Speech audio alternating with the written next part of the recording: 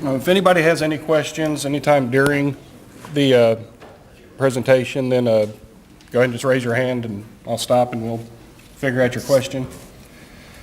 Well, welcome to the courts portion of the Citizens Academy.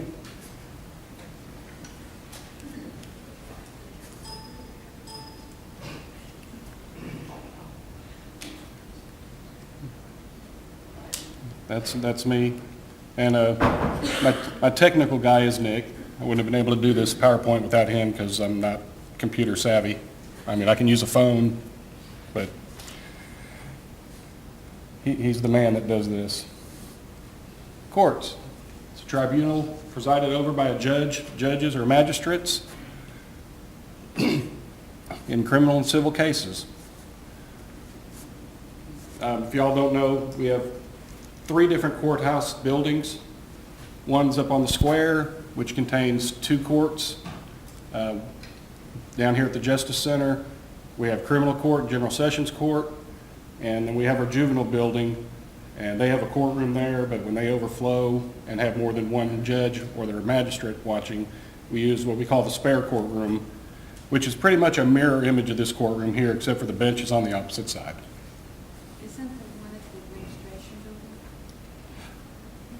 The one at the administration building is not more, that's more for like the, where the county commissioners meet, because they have the big long bench where they have several seats.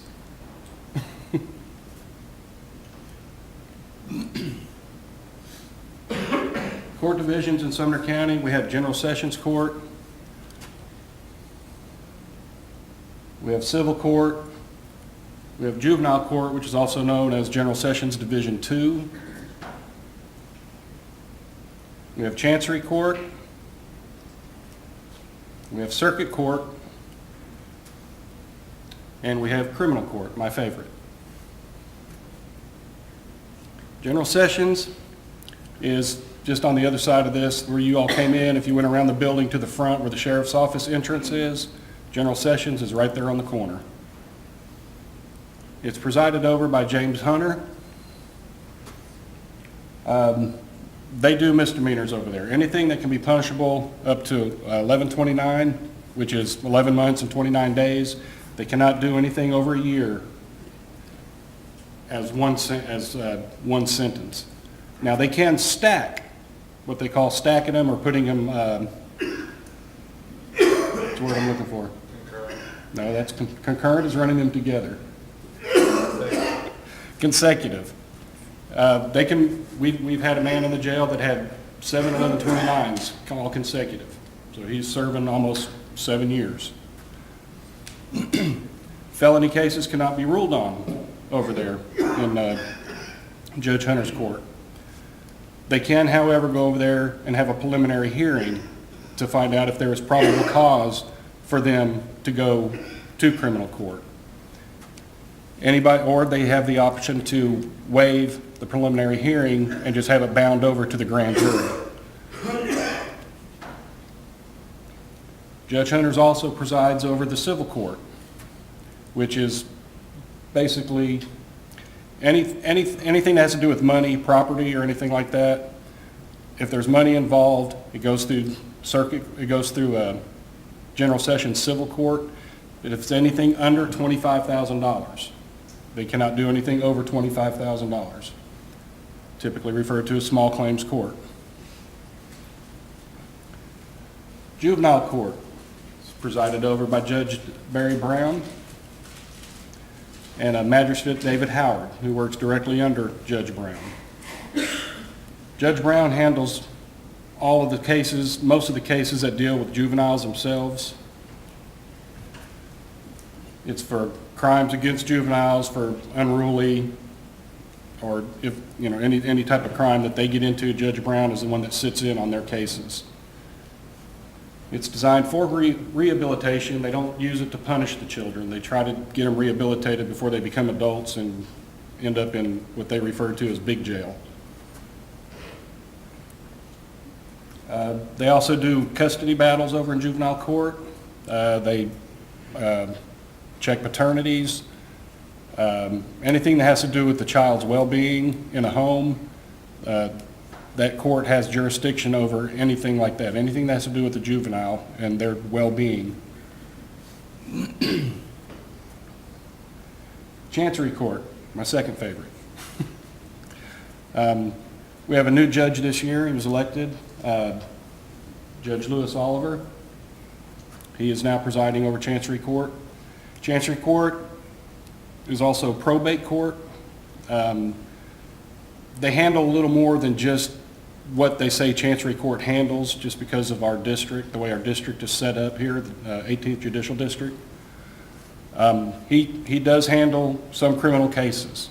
If Judge Gay has to recuse himself from a case for any number of reasons, if he signed a search warrant on something when he was a DA, he'll have to recuse himself because of signs of impropriety, so he will reassign it to either Chancery Court or Circuit Court. We'll get into more of that later on. They deal with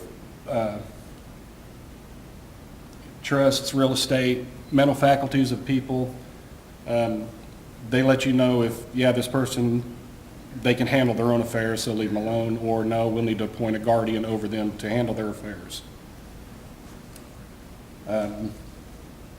They also deal with a little bit, they kind of cross over with juvenile, where they do divorces, they do child custody, any well-being of any infants. Basically, they cross lines there with juvenile, they cross lines with criminal court. Circuit Court, also a new judge elected this year. Well, he was elected this year. He was appointed last year before the election when Judge Buck died. So Joe Thompson is now the new Circuit Court judge. And yeah, they're, I guess you'd call it big claims court. They do anything over $25,000, any type of monetary, car wrecks, insurance fraud, anything like that. If it's anything over $25,000 and they have a dispute over the money, it goes to Circuit Court. He's the only one that does that. Chancery, I don't even think Chancery Court doesn't cross lines with that one. But there's an intersection between three of our courts. They also handle some criminal cases.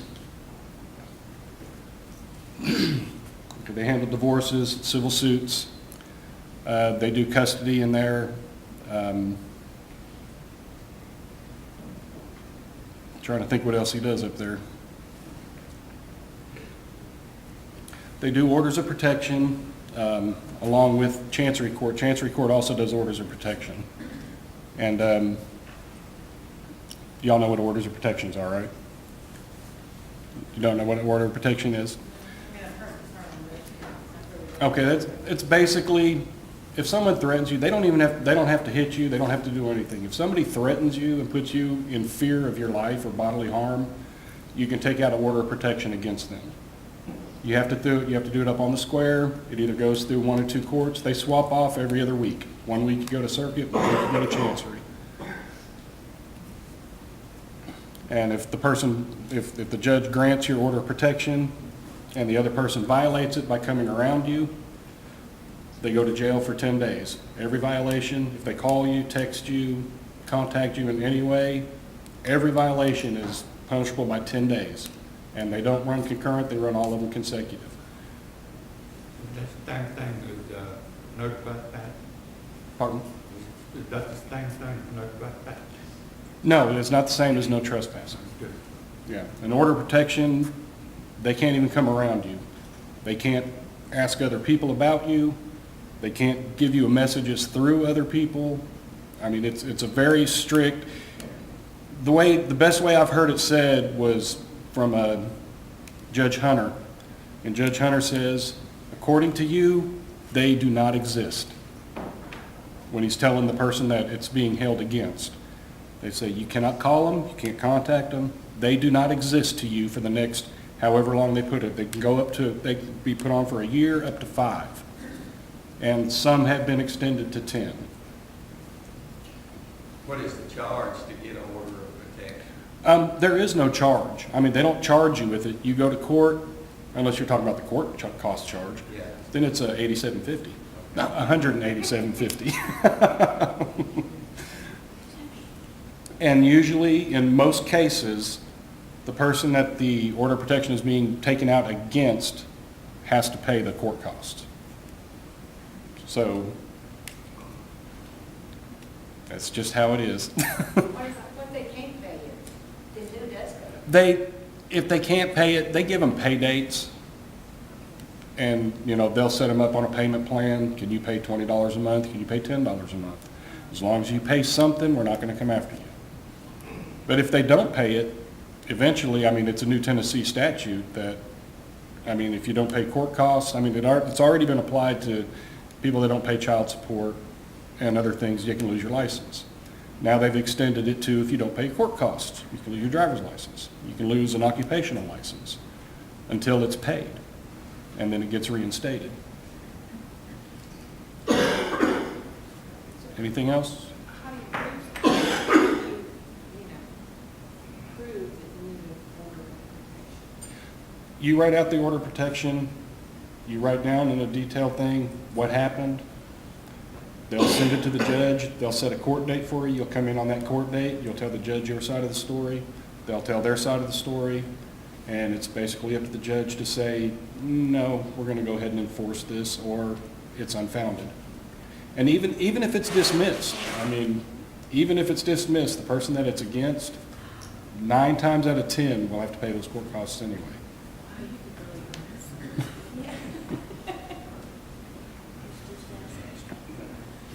Lieutenant Brake will be in before the classes open up tonight and let you know about order protections and stuff. Okay, he'll get more into that? Okay. Thank you. Then we have criminal court, where you're seated at today. Presiding over criminal court is Judge D. Gay. Cases are usually bound over to the grand jury from general sessions or through a preliminary hearing. It all comes here. Nothing comes to criminal court unless it goes through the grand jury first. Even in cases where if the grand jury, or if the preliminary hearing, if the judge finds not guilty or not enough probable cause to bind it over to the court, to the grand jury, it can still be taken to the grand jury by the prosecutor or by the officer as what they call a presentment. And it's just where they go in and they tell the grand jury what happened. The grand jury investigates it. If they find probable cause, they can still issue an indictment on the person that the judge in general session said that there was no probable cause. So, there's more than one way to get them into criminal court.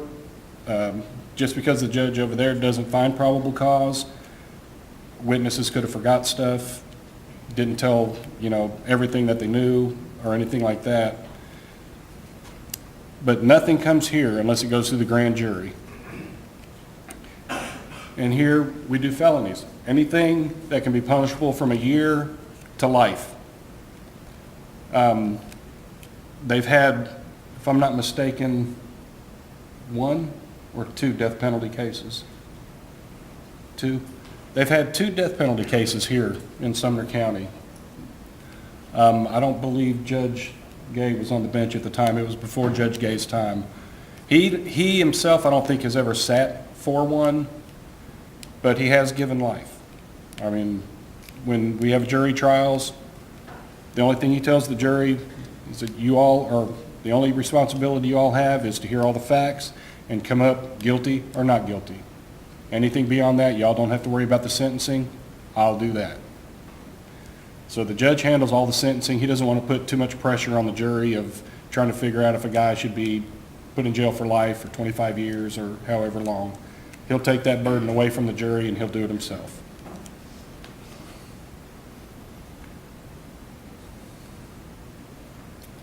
And here we go about the grand jury. Sorry, I got a little ahead of myself.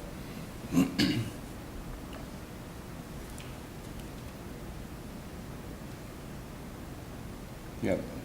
Felony cases are basically the only thing heard here. However, Judge Gay does also hear appeals from general sessions. If someone doesn't like the sentence they got in general sessions and they file an appeal, it comes to Judge Gay. And there again, We have 3 trial judges in the 18th Judicial District, which is Judge Gay, Judge Thompson, and now Judge Oliver. All 3 of them can hear felony cases. Like I said, if Judge Gay needs to recuse himself from a case, he is now the presiding judge, so he's the one that assigns it to the judge of his choosing. And he'll check with them first, hey, do you know this person? Have you had anything to do with them? And if they haven't, then he'll assign it to their court. But he's the one that makes the final decision on where it goes. Question.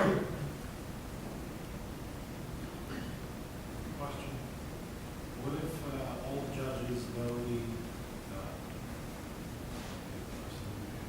know He can actually assign an out-of-county judge or an out-of-district judge. They have any in the state of Tennessee, any trial judge in the state can hear any felony trial.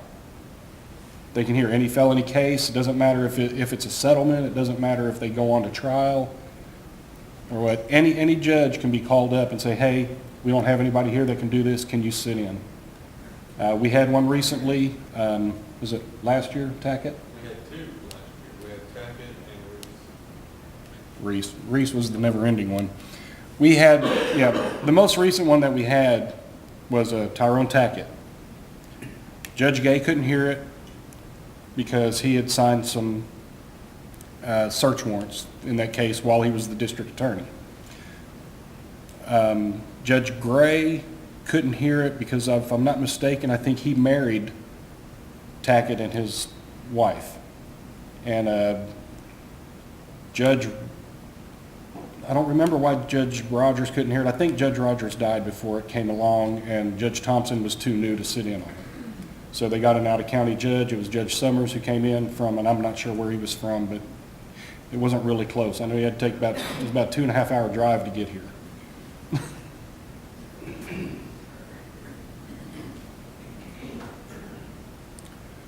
Now for our part of it, court security.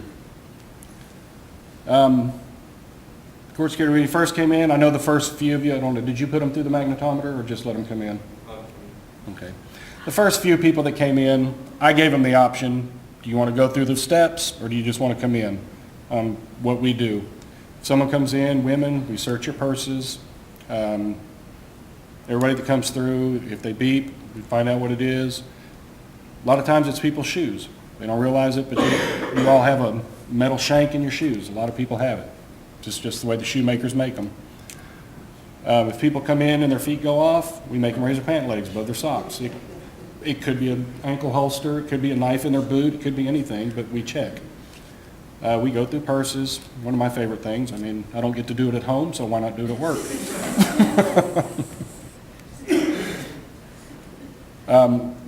The front door of General Sessions, they have an x-ray machine.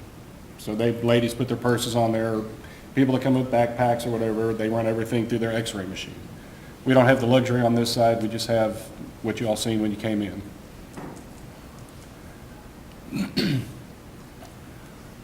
Okay, yeah, the security officers assigned, we're also known as court officers or court deputies, bailiff. I really don't like the term bailiff, but yeah, I'll take it.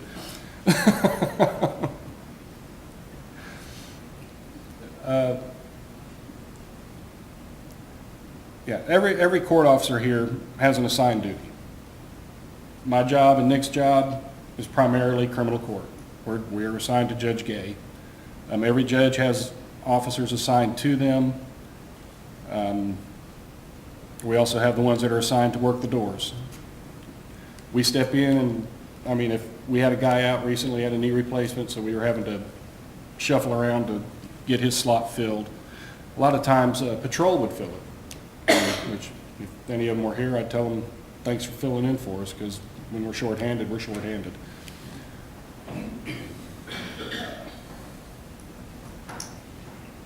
There it is, the one I don't like, bailiff. Why don't we want? I don't know, it's just, because it reminds me honestly of night court bull, you know? I'm bald, I fit the description. I'm not quite as tall as him, but I mean.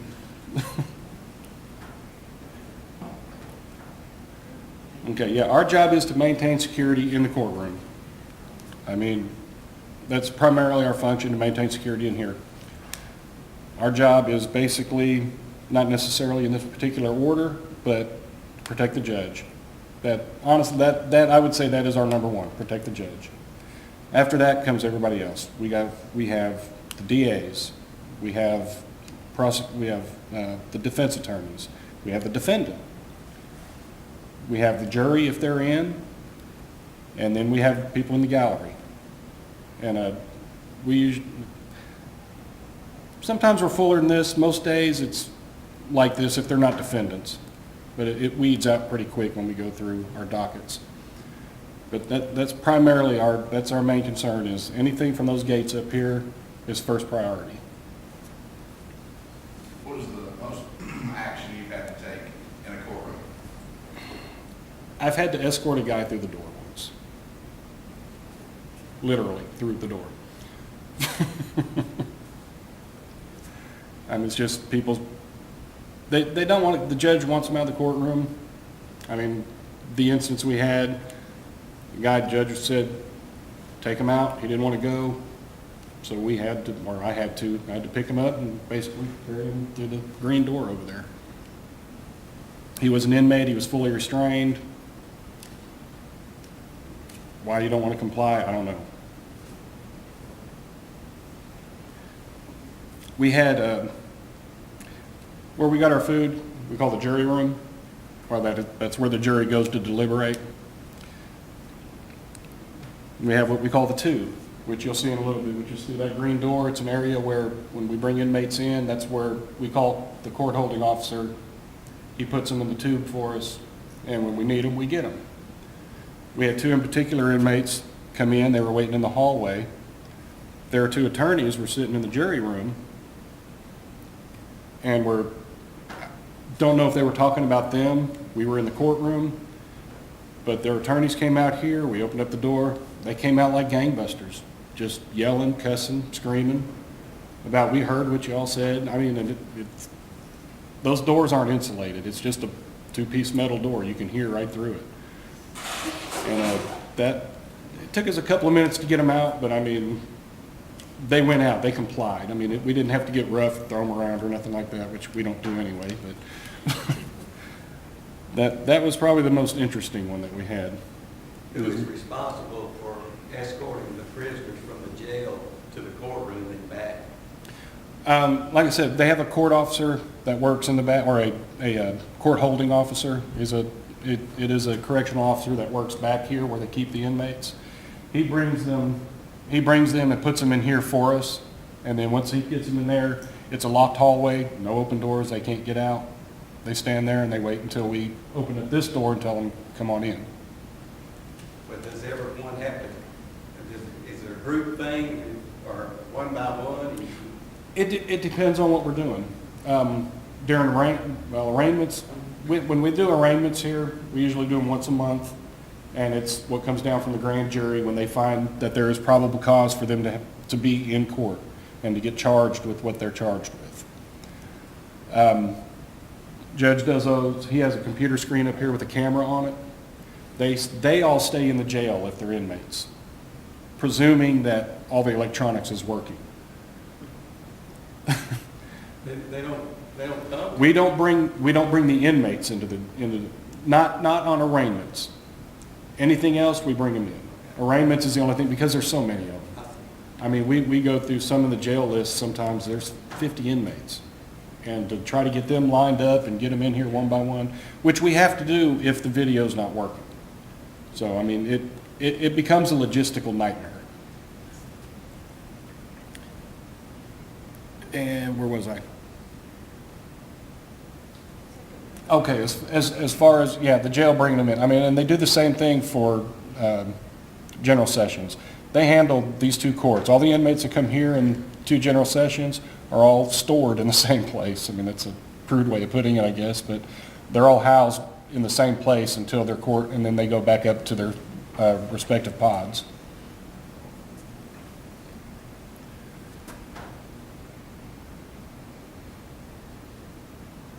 Okay, I went through the mags. All right, we have 11 full-time officers. Nick and I are only two of them. We have 4 part-time officers. Some of them work with each other, but we have one that works 4 days, one that works 3 days, one that works 2 days, and one that works 1 day. Is that right? Or 2 that work 3 days. I don't know how their schedules work, but they're not all here on the same day. We have 4 magnetometers. We have the one that y'all came in. We have, along with the x-ray machine, there's also a magnetometer for general sessions. There's one up on the square, and there's one over at juvenile. And each one of those is manned. As long as the building's open, someone is at that door.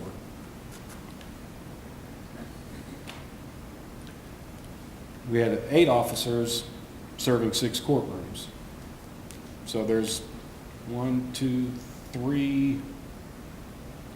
There's 3 courtrooms, 4 if they're running the one over here that only have 1 court officer in them. Doesn't matter how big the crowd is, they have 1 court officer. General Sessions now has 2, but they also they keep the majority of the part-timers working in General Sessions because General Sessions can become a nightmare some days. They have days in there where they have over 400 cases and almost as many people. So they basically need the little extra help over there just to manage the people. We have 2 in here, which is me and Nick. Juvenile has 1. Magistrate Howard has 1. And each one on the square only has 1. How in the world would they go through these 400 cases? Some of them they're saying that Sumner County needs and doesn't. That's why they're saying, because Judge Hunter is, in my opinion, Judge Hunter is the busiest General Sessions judge in the state. Probably in a few states connecting. Yeah, if you ever want to see what a madhouse it is, come in on Wednesdays. Wednesdays is, it's their domestic day and drugs. They have to combine some days because they can't do it all. But we refer to it as hug 'em, slug 'em, and drug 'em. But it's a madhouse over there. It's a zoo in a lot of cases. You go over there. I like this court. It's my favorite. It's a lot more structured. People don't get as loud. You don't have to tell them to be quiet. The occasional phone will go off, but judge lets them know, okay, that'll be the last time I say anything.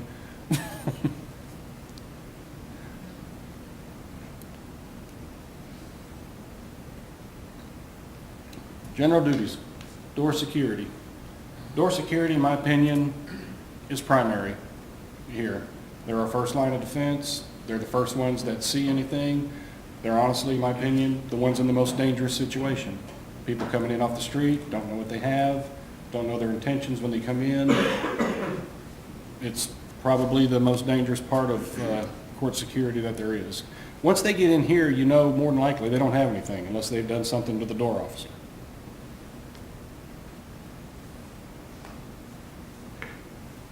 Serves as our front line of security. They're there to intercept anything they have. People come in, we've actually caught people with drugs in their purse, marijuana, in baggies, coming into the courthouse, going to court. True story. Nothing is allowed in as far as any type of weapon, no little personal stunners or anything like that, no mace, no knives, and obviously no guns, hand grenades, bombs, anything like that. Yes? Do you ever have to sweep the inside of the courtroom for maybe a high profile to make sure that somebody hasn't gotten in here and planted something? Yes. Every courtroom in the mornings is inspected by the court officer. We have mirrors that we can walk along with. I don't know if y'all didn't notice it. We have one in the back by our desk back there. It's a mirror you can walk around and just hold it underneath the desk or underneath the pews and see if there's anything underneath them. Usually what we find is gum. That could be C4 though. As long as there's nothing plugged into it, I'm good. Yeah, anything that can be foreseen. Even hairdressers come in with scissors. We tell them, sorry, you can't come in. You got to take it back out to your car. They ask us to hold them for them. We can't hold them. If we held them for everybody, we'd have to have a locker. I mean, so I tell them they have to take them back to their cars. Some people don't like it, some people are like, okay, some people try to hide it outside in the leaves. We have inmates that clean up around the building. They leave a knife outside, the inmate comes by cleaning up, finds a knife. Where's he going after he cleans up? Straight back to the jail.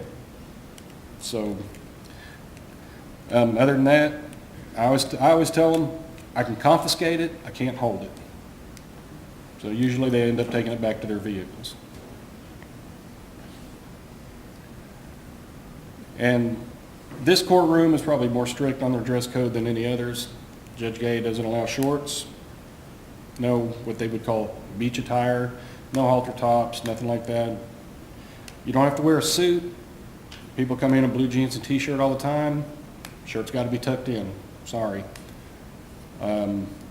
That's just the way the judge is, and their pants have to be pulled up proper. You know how the kids are nowadays, try to wear their pants where everybody can see their underwear. If they're like that, judge will send them out. Come back when you think you can dress proper.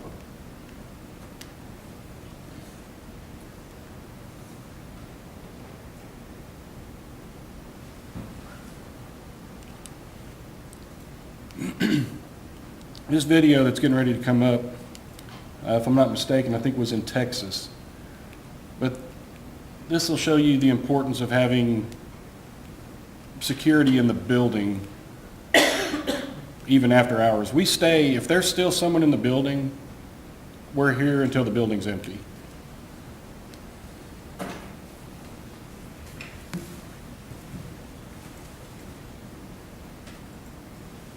There is no sound on this because this is all surveillance video.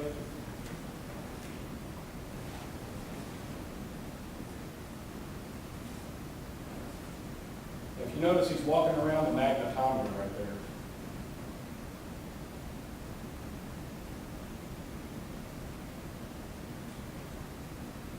Walking straight back to the judge's chambers.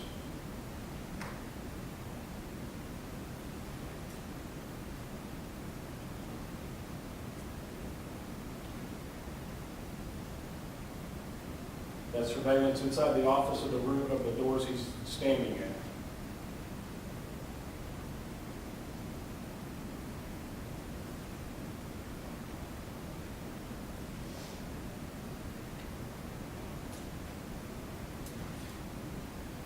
She notices him, and now we'll go back to what she's seen through the door.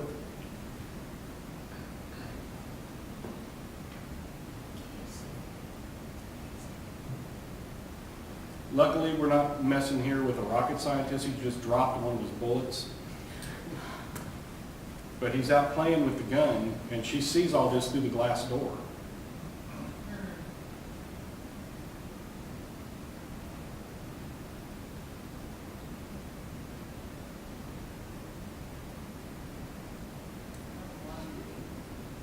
Yeah, he just walks in and just shoots, and he goes into another back office, and she runs out. Was she in there by herself? No, there's actually a lady hiding behind that desk in there that he didn't even see. When she runs out, you can see her pop her head up real quick and drop back down. Was this staged or is this real? No, this is real. This is Where- real. Where is this? Where's this? I think it's somewhere in Texas.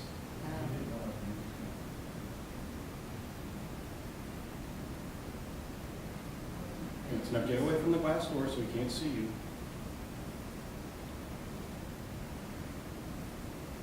But he goes in, he couldn't find the judge. I think the judge may have gone home for the day, or either that or locked his door. He walks out, he leaves his bag that he brought up on the counter. Now note the time. Well, can you back it up just a little bit, Nick? Oh, my.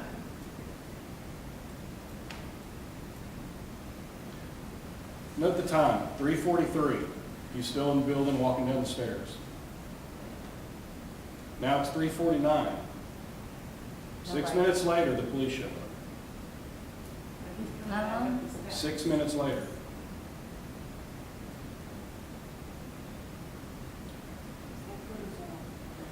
Oh, My opinion, that's terrible. My opinion. that's in a courthouse. If this is a, That is in a it courthouse. should have been instant, just like that. My opinion, there should have been officers in the building. As long as there's a judge or anybody in the building, they should be in the building. So that thing he's got around him is something to get him past the, what's he got around him? He's just wearing a coat, Oh, So, and he just strolls out. Now, this is before the police get there. They're backing it up a little bit. When he walked back down the stairs and walks right out the door, right down the street, They catch him? I think they caught him on a motorcycle like a couple of blocks away. What was his beef? That I don't know. and like, how long ago was this, a year or 2 years? Or Did it have a I date on think that it time? was 2011, yeah. yeah, 2011. In 2011. Yeah, 2011, September, like that. Wow. That, in my opinion, is the importance of court security. I mean, it goes beyond just in the courtroom. I mean, like I said, as long as there's somebody, if there's still somebody in the clerk's office trying to pay a fine, it's 4:30, I lock the doors, I don't go home. I stay here until they leave. If the judge has somebody in his chambers talking to him, we stay here until they leave. Now, we don't always stay here until the judge leaves, but we do know that the building is locked up, there's no way to get in. And when we leave, those doors are locked, these doors are locked, these doors are locked. From the courtroom, if we lock these doors, you can't get beyond these doors from the courtroom. They only open up from the other side. So they have to get through those doors, these doors, this door, to even get to the judge's chambers, which is also locked. Yeah, but what's the danger once he goes out that door and there's no officers around? You said you lock up sometime, maybe he'll still be in here. No, the judge, yes. Yeah, the judge. But what's the chances of something happening once he walks out that door? Does he ask for an escort out to his car? No. Judge Gay's a different animal. He's a very independent judge. When I first started working in court, I kind of picked up on how he liked to do things, but on one of our rides, he has been called to go out of county to listen to other cases, and I've gone with him. On the drive down there, we went to Smith County, long drive to not say anything. I asked him, I just flat out asked him, I said, Judge, now tell me if I'm wrong. When someone blurts out at you in court and they just start cussing you and all that, I said, I'm under the impression that you want to handle this. He goes, that's right. He goes, I want to handle it first. And he goes, when I want something done about it, you'll know. And a lot of times he doesn't have to say, get him out. It's just a certain look that we know that he has. That means, okay, it's time for you to leave.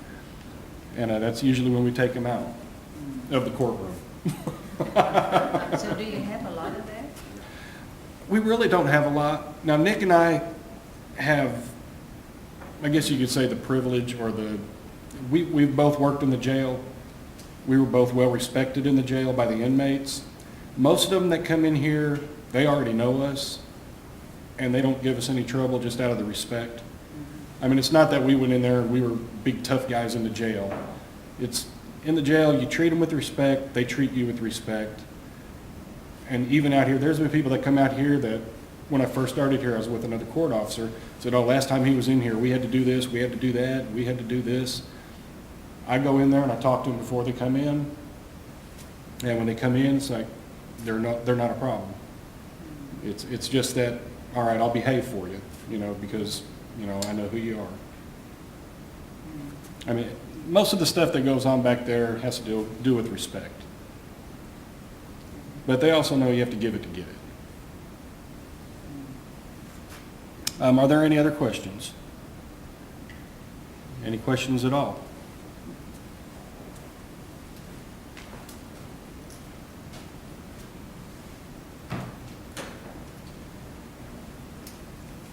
Okay, now we'll go on to our equipment. I think that's what's next, I'm not sure.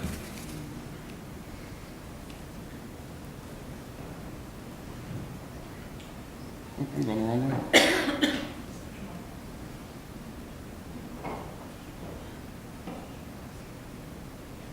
Is that it?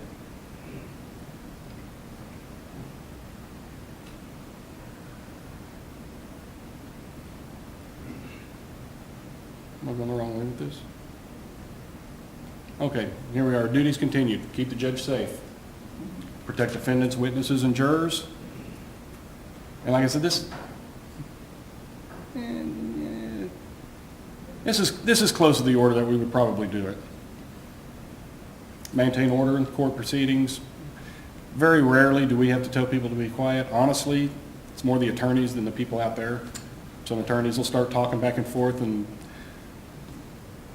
they'll start talking, and once they catch eye contact with you, all you gotta do is look at them, and they're like, sorry.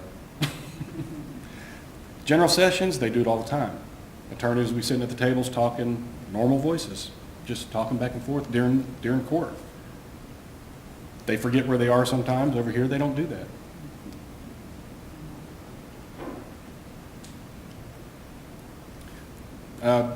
Because of where our court records for here, our court files are all held up on the square. So in the mornings or afternoons, depending on if we have time, me and both, Nick, travel up to the clerk's office up there on the square and bring their files down here for the next day. And even in the middle of the day if they need some. And we do take the ones that are sentenced. If they're out on bond and they get sentenced and found guilty, we take them into custody from here. They go straight back to the jail. That's a do not pass go, do not collect $200.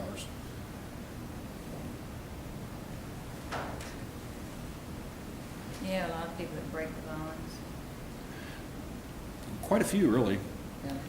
I mean, we have a stipulation on our bond forms that, I mean, straight up right where they sign their name, it says I will refrain from drinking, using drugs, or breaking the law in any form.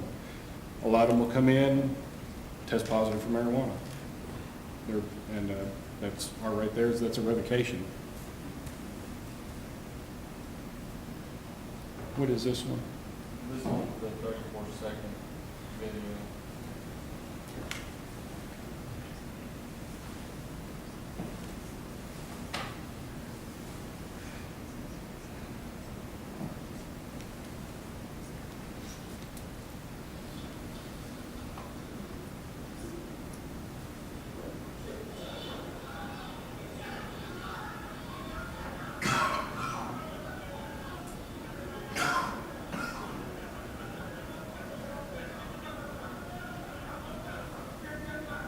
Now, we don't have near that many court officers,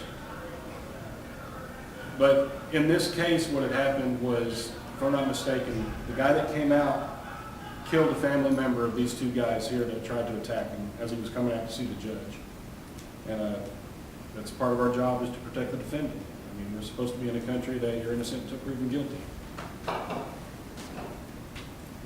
have the taser video too, 4 minutes. The taser videos.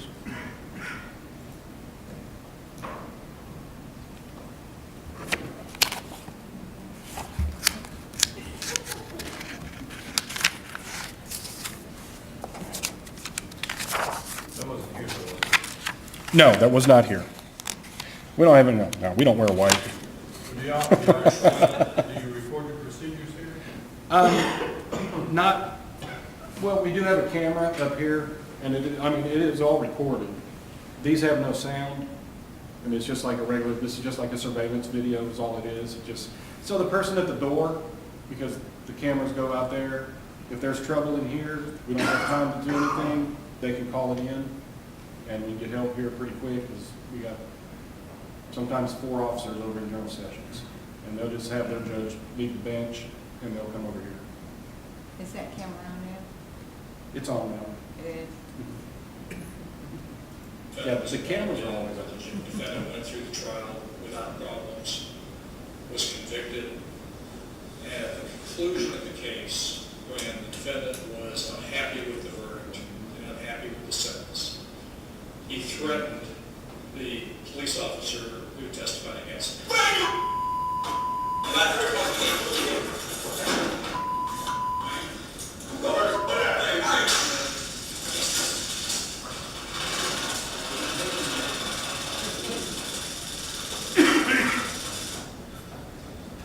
Maybe 16 to 239.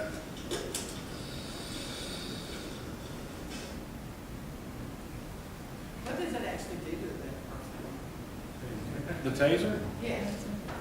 I mean, I just saw it, but I mean, I bet I can actually attest to what it does.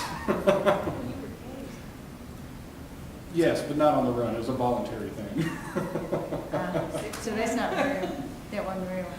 It, basically, when most people think of a taser, they think of people flopping around like a fish. You don't flop. You lock up. Every muscle in your body just, and that's it. That's all you can do. You have control of your voice box, but not your brain. They're gonna cover the taser They're going to go over that? Okay. in further training class. Do you guys carry them all the time? Do you have a taser on you now? I do, So y'all carry them all the time? yes.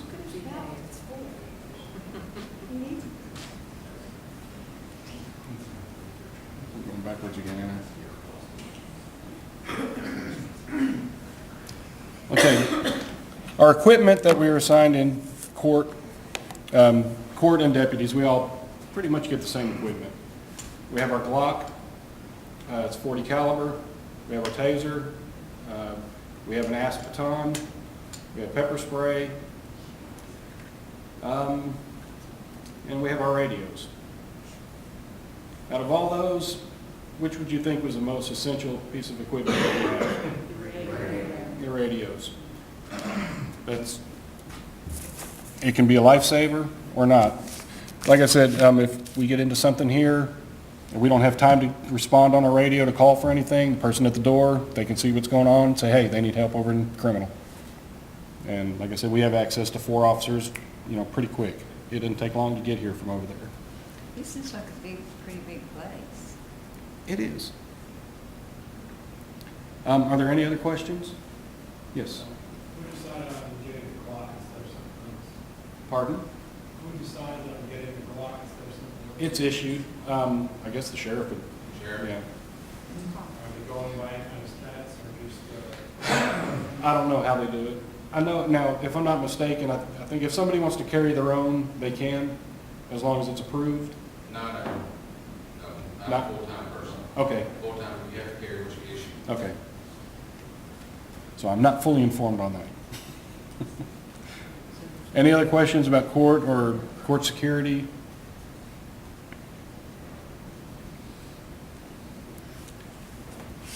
All right, I have some handouts if y'all want them. You can take some. It's understanding your court system. It kind of goes through a little bit. It might go in a little bit more in depth in some of it than others. Just if you want, I mean, it's not a must. I mean, it's not a pass or fail here if you don't take one or don't. Everybody fails if I'm here, so.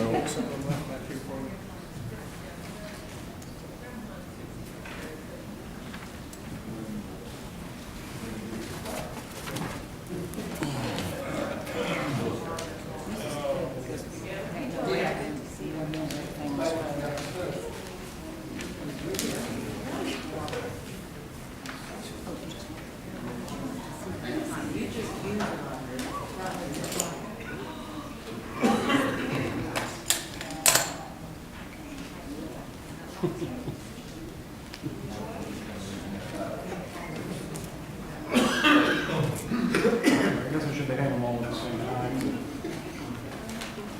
That's another. Yeah, that's another one. Yeah, this is a homework assignment. You won't ever have to turn it in because my part's completed, I believe, except for the tours of the courtroom. What we're fixing to do, we're just gonna take a tour just around to the other general sessions courtroom.